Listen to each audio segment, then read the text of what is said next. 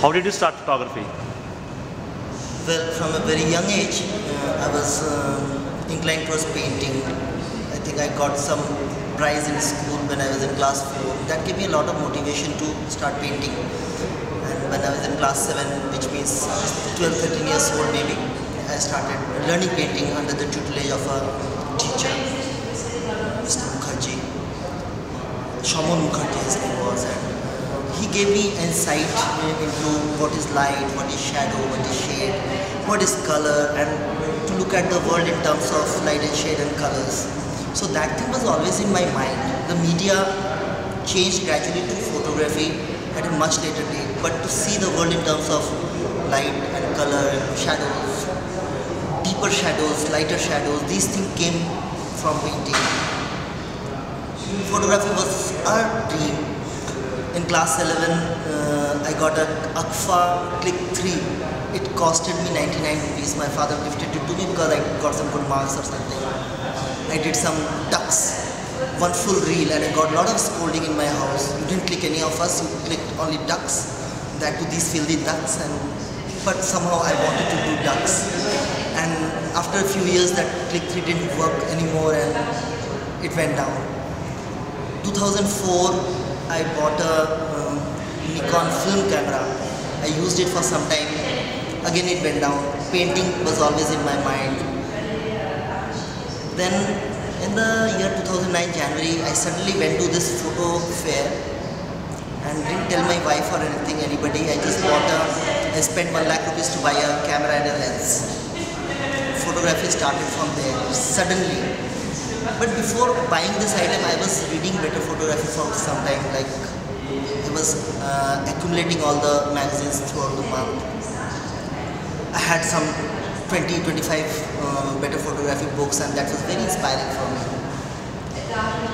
2009, July 29th, I discovered there is something called DFC in Delhi, and they go for something called photo walk. I thought, what is this photo walk thing?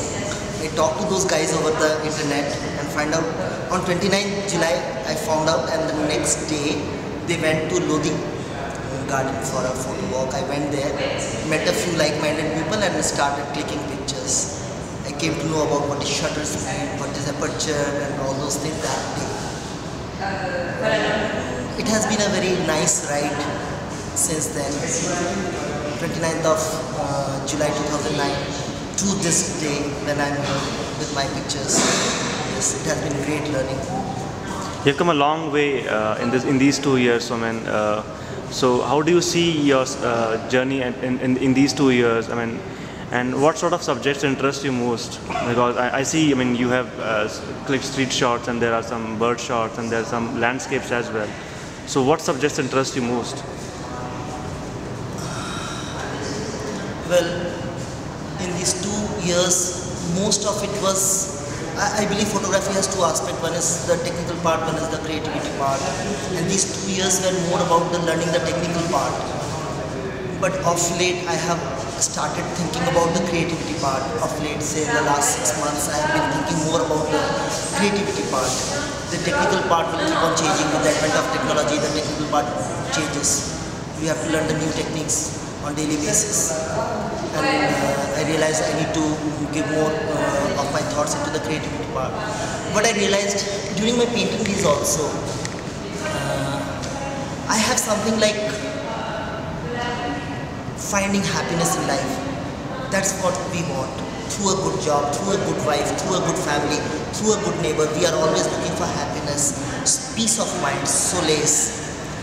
My photographs talk about finding happiness. So in my photographs you will find a lot of dark space and a lot of light space, which I want to say going from dark to light. All my photographs will be like that, my chosen one. Of course I shoot everything, but I don't show everything to my friends. So it's like going from dark to light. So that will be there in my picture as a backdrop. My subjects will vary. So that's about my photographs. And I know you since long, Soman, and I really know that you were really disappointed at one point of time from photography. So how has it changed since then? I mean, since you have been offered a scholarship by Munish Khanna Academy. So how has this affected your photography in a bad way or good way? Actually, it has been very nice. nice for me. 2009 I applied for MK scholarship and I didn't make it. And I thought I was worthless, I cannot do it. I have to stop it totally. I have spent a lot of money, good for nothing. So those type of thoughts came in my mind. But my friends were very supportive and I actually cried. I cried that day. Kafi roya.